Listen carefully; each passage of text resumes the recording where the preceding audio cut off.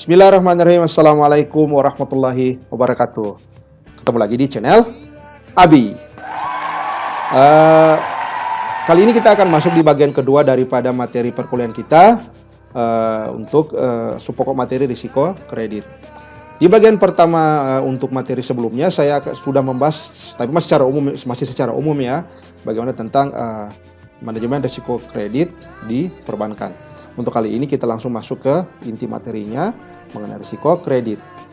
Namun seperti biasa sebelum kita lanjut, jangan lupa untuk klik, like, dan subscribe channel ini. Oke teman-teman, kita mulai.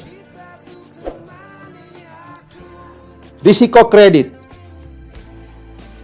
Nah, risiko kredit itu adalah kegagalan debitur dan atau pihak lain dalam memenuhi kewajiban kepada bank. Oke. Nah, karena terdapat pada seluruh aktivitas bank yang kinerjanya pada kinerja pihak lawan atau counterparty, penerbit atau issuer, atau kinerja peminjam dana atau borrower. Jadi, gara-gara kegagalan debitur itu memenuhi kewajiban bank, kewajiban bank itu bisa terdapat pada seluruh aktivitas bank yang kinerjanya sangat tergantung pada kinerja pihak lawan atau counterparty, kinerja pihak penerbit atau issuer, atau kinerja para peminjam dana. Oke. Nah, selain itu, risiko kredit itu juga sangat tergantung juga dari terkonsentrasinya penyediaan dana. Jadi hanya terkonsentrasi di satu sub perdagangan saja. Contoh, kalau misalkan kita memberikan dana hanya di sektor pertanian. Nah, risikonya bagaimana? Jika sektor pertaniannya jatuh, maka dana kita sudah pasti akan tidak kembali karena hanya terkonsentrasi di satu sisi. Nah, kalau kita belajar mengenai teori tentang risiko itu ada satu pepatah bahwa don't put the egg in some basket. Jadi jangan pernah menaruh telur di keranjang yang sama. Nah, karena ketika digoyangkan telur bisa semua pecah. Artinya apa? Dana itu harus kita pisah-pisah di portofolio yang lain. Nah, contohnya seperti ini. Saya punya uang 1 miliar. Oke. Lebih baik saya membagi 1 miliar itu kepada 2 nasabah, masing-masing 500 juta, atau saya bagi ke 10 orang nasabah tapi 100 juta. Yang mana lebih baik? Tentu saja kalau berdasarkan teori yang tadi, lebih baik adalah 1 miliar itu saya bagi ke 10 orang. Karena kenapa? Ketika satu pihak tidak bisa membayar, masih ada 909 orang yang lain. Tapi kalau hanya kedua orang, satu tidak membayar, otomatis 500 juta sudah hangus. Oke, jadi itu. Jangan terlalu terkonsentrasi penyediaan, harus kita sebar ke beberapa titik. Nah, kita sebar itu berdasarkan debiturnya, berdasarkan wilayah geografisnya, produk, jenis pembiayaan atau lapangan usaha tertentu. Ini tadi terkonsentrasi atas penyediaan dana. Ini merupakan risiko terbesar. Makanya dia ditaruh di bagian pertama. Risiko terbesar dan penyebab utama bagi kegagalan bank. Oke, sekali lagi teman-teman, ini adalah penyebab utama kegagalan bank karena risiko kredit. Jadi hati-hati. Kita sudah belajar mengenai kelayakan kredit, bagaimana kita harus memproses alurnya yang benar, prinsip 3R-nya yang benar, prinsip 7P-nya yang benar, dan prinsip 5C yang benar. Maka kalau kredit sudah layak, maka dicairkan. Karena ketika dicairkan, hari ini langsung risiko itu akan muncul. Sebelum kredit itu lunas, risiko kredit itu tetap akan ada. Oke. Kemudian bagaimana cara kita menilai? Yang pertama, komposisi portofolio aset dan tingkat konsentrasi. Oke. Semakin terkonsentrasi portofolio di satu titik, maka akan tinggi sekali risikonya. Kemudian kualitas penyediaan dana dan kecukupan pencadangan. Jadi dana perbankan dalam rasio permodalan atau capital adequacy ratio-nya itu semakin hari semakin turun. Nah, itu juga bahaya. Karena menurut aturan Bank Indonesia, CAR minimal 8% dari total keseluruhan modal dan kecukupan pencadangan. Oke. Strategi penyediaan dana. Ini juga kita harus strategi.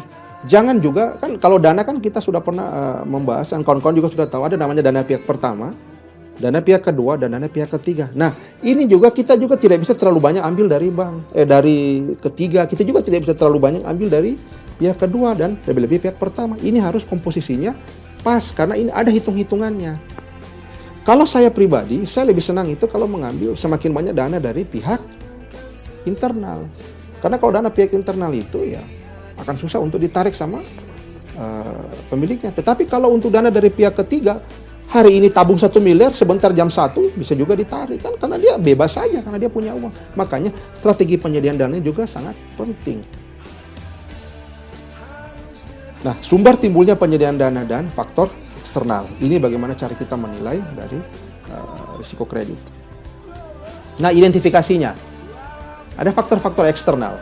Nah, ini makroekonomi, politik, kebijakan pemerintah, force major, ini bencana alam. Ini kita kan sekarang bencana alam ini, kena COVID.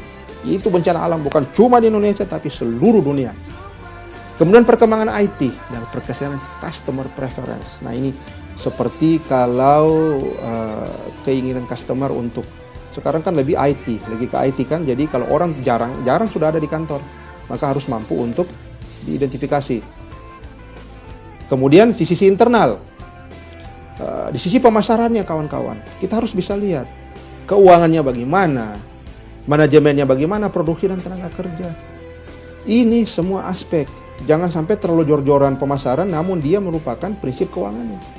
Nasabah banyak di ACC tapi tidak ada uangnya. Kenapa tidak ada uang? Karena tidak mampu untuk menciptakan strategi penyediaan dana. Kemudian manajemen juga harus cakap. Di sisi produksinya juga, tenaga kerjanya juga. Jangan sampai terlalu banyak tenaga kerja, akhirnya pekerjaan tidak maksimal, padahal dia sudah digaji tinggi. Itu adalah faktor-faktor internal. Nah, selain itu adalah self dealing atau tindak kecurangan dari aparat bank. Nah, ini dia nih. Banyak aparat bank yang curang. Kurang pengetahuan atau keterampilan dari aparat bank. Susah juga ini kalau dia tidak bisa mengikuti tren yang berada sekarang. Kurang baiknya manajemen informasi sistem. Jadi sistem informasi manajemen dari perbankan itu tidak baik. Lemahnya organisasi, kurang koordinasi, tidak adanya kebijakan kredit yang baik, kurang pengawasan. Ini nanti kita akan bahas ini satu sesi ini. Bagaimana pengawasan bank itu sangat-sangat penting untuk menjadi pegangan kita dalam mengawasi kredit. Tekanan-tekanan ini. Dan sikap ceroboh, lalai, dan menggampangkan. Gampang kok. Iya, karena gampang itu makanya banyak masalah. Ini ya teman-teman, ini kita sudah pernah bahas di budaya kredit bank ya. Ini sifat-sifat yang seperti ini yang bisa membuat kredit itu bermasalah. Nah, kemudian bagaimana cara kita mengendalikannya? Ada namanya sistem pengendalian risiko kredit. Itu mengendalikan atau meminimalkan dampak negatif risiko kredit terhadap kondisi dan kinerja keuangan bank. Nah, kita fokus pada causesnya, penyebabnya yang berdampak terhadap indikator keuangannya langsung. Yang pertama adalah pengawasan aktif dari Dewan Komisaris. Tetap komisaris dan direksi harus menjaga. Nah, dengan cara apa? Dia harus mampu memahami dan mengelola risiko kredit. Kalau Dewan Komisaris dan direksi pun dia tidak tahu, ya parah juga. Harus paham. Mengukur kemampuan manajemen dan mengidentifikasi, memahami dan mengendalikan risiko yang diambil. Kemudian menempatkan pegawai yang kompeten dan merespons setiap perubahan. Ini yang sekarang, terutama lagi-lagi kita bicara COVID. COVID hadir, semua berubah. Bukan cuma di perbankan, semua lini kehidupan. Yang kedua, Dewan Komisaris dan Direksi harus memastikan tersedianya elemen pendukung pengendalian risiko kredit. Nah, contohnya apa? Arahan-arahan yang jelas mengenai risk tolerance, kebijakan-kebijakan dari ini nanti disusun dalam bentuk kebijakan-kebijakan atau surat-surat keputusan.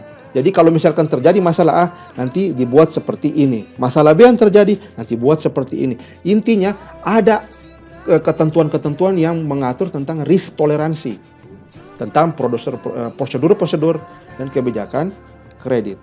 Ini adalah bagaimana kita mengendalikan risiko kredit. Nah, prinsip-prinsip credit risk management. Yang pertama adanya lingkungan yang tepat mendukung credit risk. Kalau budaya di kantor itu dia tidak mendukung, dalam artian suka untuk bertindak curang, menggampangkan sesuatu, berarti ya tidak akan bisa. Karena lingkungan yang baik itu sangat mempengaruhi sistem. Walaupun sistem kita baik, tapi orang yang melaksanakan sistem itu tidak baik, maka outputnya juga pasti akan tidak baik. Yang kedua adalah proses kredit dengan baik. Kalau kita tidak memproses kredit dengan baik, jangan pernah bermimpi, teman-teman. Sekali lagi, jangan pernah bermimpi. Tapi memang ini juga hal yang sulit, karena kenapa kita juga, terutama marketing, terutama direksi itu juga dibebani target. Nah, karena dibebani target itu kadang-kadang ya orang lupa yang proses-proses kredit itu mereka tidak mengindahkan aturan-aturan itu. Yang penting kredit cair. Masalah nanti di belakang itu bermasalah, itu urusan belakang. Yang penting sekarang dulu. Kalau saya tidak boleh kerja seperti itu. Kalau memang tidak sanggup ya bilang jangan. Daripada nanti Anda di belakang hari Anda susah. Jangan hari ini saja orang bilang kebahagiaannya Anda, kebahagiaan kamuflase, kebahagiaan semu. Hari ini Anda dipuji-puji, besok Anda, mohon maaf, dicaci maki. Oke? Kemudian bagaimana kita proses memonitoring dan admin kredit yang berapa baik. Kredit sudah bagus, kita juga harus mampu untuk memproses dan bagaimana mengadministrasi. Ini nanti akan kita bahas dalam suatu pertemuan. Monitoring ada pertemuannya, admin kredit ada pertemuannya. Kemudian adanya kontrol kredit yang cukup. Walaupun kita monitor bagus, admin bagus, tapi kalau kita tidak kontrol, sama saja bohong. Oke? Ini adalah prinsip-prinsip dari credit risk management. Baik teman-teman, kita telah sampai di slide terakhir daripada pertemuan kita. Saya harap kawan-kawan dapat memahami apa yang saya sampaikan tadi. Mudah-mudahan bermanfaat. Terima kasih. Kita ketemu di pertemuan selanjutnya. Billahi taufiq wal hidayah. Wassalamualaikum warahmatullahi wabarakatuh.